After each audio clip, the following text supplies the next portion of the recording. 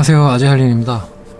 오늘 제가 여러분들께 루틴을 하나 소개해 드리려고 합니다.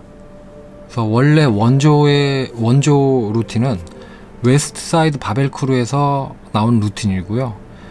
웨스트 사이드 바벨은 우리가 생각하는 헬스장의 개념이 아니라 어둡고 축축한 고문실에 가까운 곳이며 상당히 하드한 스타일의 체육관이기에 아무나 들어가서 운동할 수도 없는 곳입니다.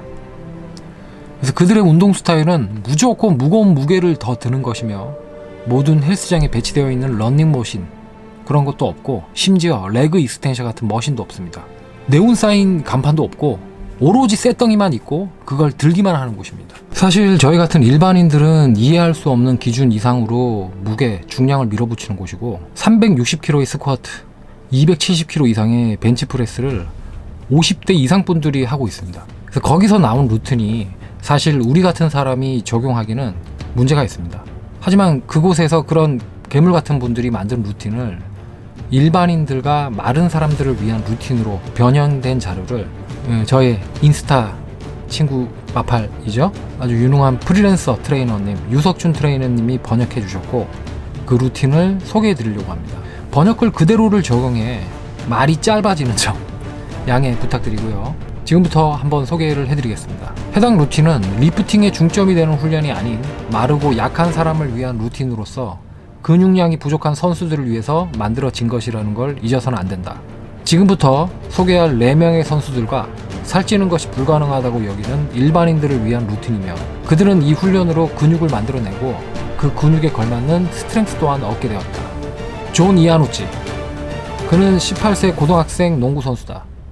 존은 15주간의 기간 동안 171파운드의 체중에서 186파운드의 체중으로 증량했다. 그는 현재 100파운드 덤벨을 들고 바른 자세로 한 다리 스쿼트를 할 수 있다.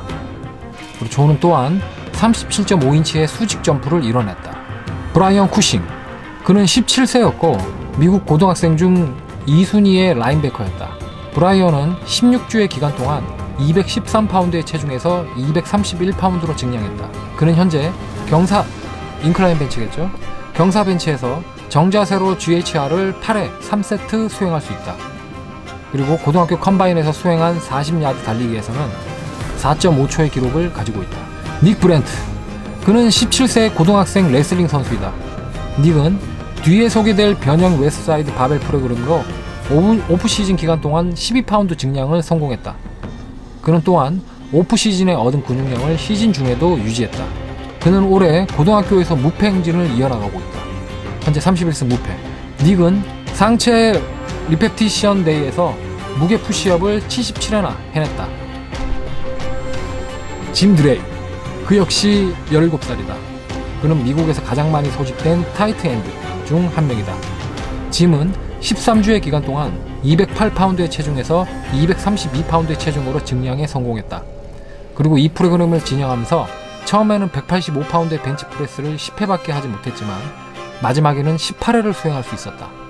나는 매일 더 커지고 강해지고 싶어서 나에게 조언을 구하는 이메일과 전화를 수없이 받는다. 전화를 한 사람들의 나이대는 고등학생 선수부터 40대 회사원까지 다양하다. 이들 중 대부분은 더 커지고 강해질 수 있는 비밀을 알고 싶어서 거의 죽으려고 한다.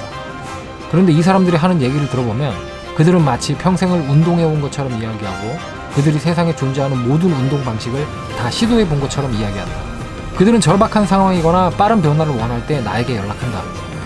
재미있는 것은 내가 이런 부류의 사람들에 대해 더 알고 난 이유였다. 그들은 절박할 권리조차 없었고 최첨단 기술을 필요로 하지 않았다. 왜냐하면 그들이 대체로 3가지 공통점을 가지고 있기 때문이다. 첫 번째, 그들은 근육량이 부족하다. 두 번째, 그들은 약하다. 세 번째, 그들은 경험이 부족하다. 그럼 지금부터 이 변형 프로그램에 대해 소개하겠다. 이 프로그램은 마른 사람들만을 위한 프로그램이 아니다. 당신이 비만이어도 이 프로그램에서 효과를 볼 수 있다. 나는 이 프로그램을 다양한 운동선수들과 일반인들에게 적용해왔고 놀라운 결과를 만들어냈다. 간단히 말해서 당신이 근육을 만들고 싶고 그것에 맞는 스트렝스를 갖고 싶다면 바로 이 프로그램이 당신을 위한 것이 될 것이다. 미리 알아둬야 할 것은 내가 운동 선택이나 횟수 범위에 대해서 굉장히 다양한 변형을 준비해뒀다는 것이다. 나는 사람들이 정해진 프로그램만 따라가면서 목적 없는 로봇이 되는 것을 원치 않는다. 당신의 몸에 가장 최적이라고 느껴지는 운동과 반복 횟수를 정해라. 그리고 당신이 좋아한다면 몇 가지 추가 운동을 넣어도 좋다. 그리고 만약 리스트에 올라와 있는 운동들 모두 익숙하지 않다면 티맥에서 검색해보길 추천한다. 각 루틴에서 웨스트 사이드 바벨 원래 루틴은 맥스 에포트, 최대 노력, 역동적 노력, 폭발력인데 난이도가 상당하기에 일반인들이나 마른 사람들이 할 수 있도록 변형된 부분이 많다. 기본 프로그램을 설명한 후 글의 마지막에 디테일한 부분에 대해서 설명을 하겠다. 자, 이 루틴은 제가 그냥 이렇게 쭉 올려드릴게요. 자막으로 올려드리고 한번 보시고요.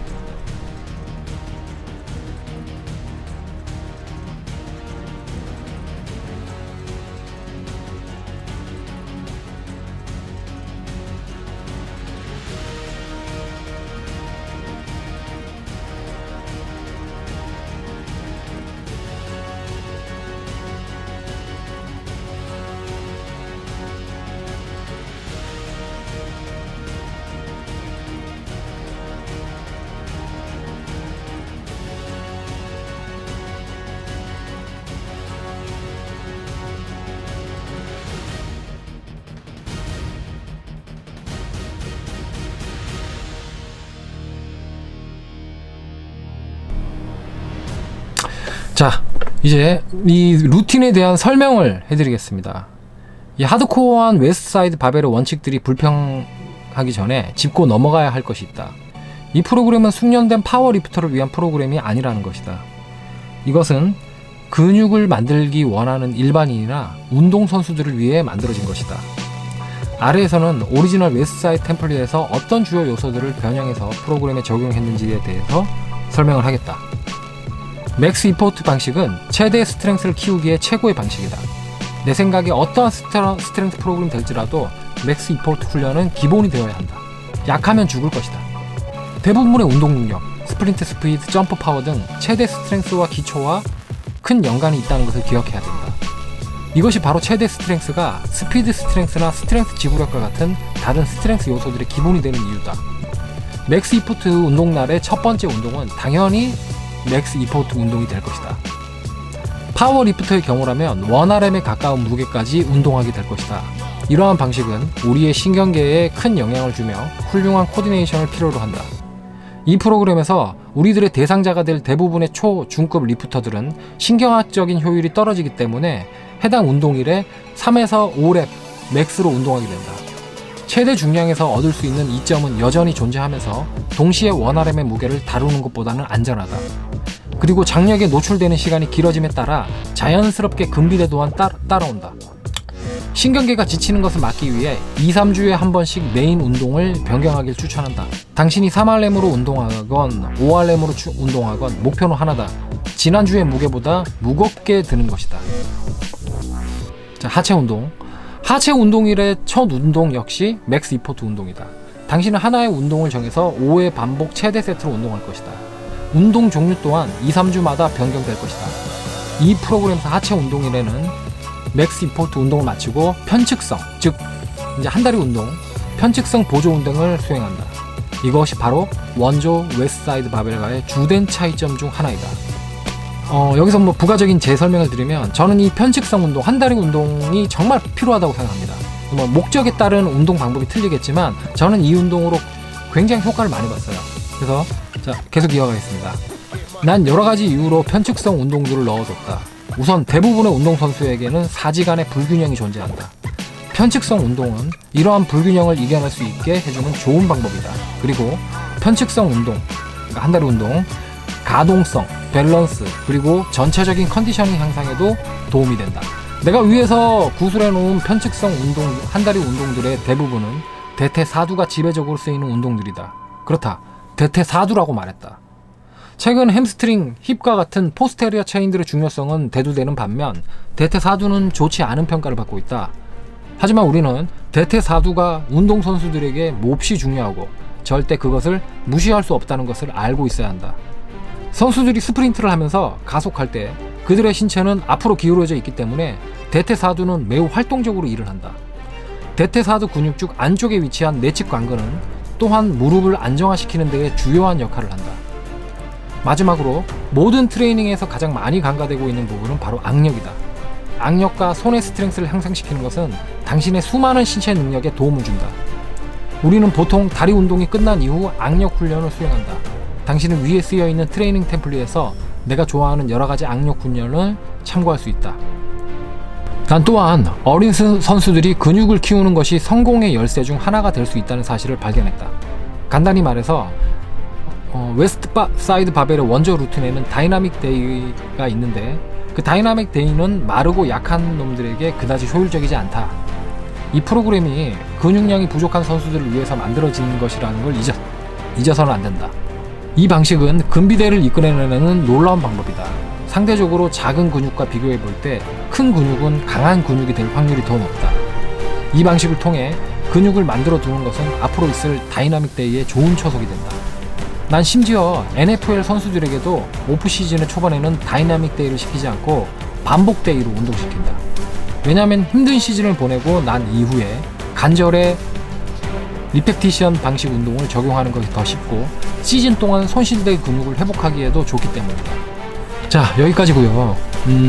굉장히 운동 루틴이, 그러니까 원래 원조 루틴을 제가 찾아본 바로는 사실 조금 너무 하드했어요. 근데 이제 이분이 이렇게 변형을 해서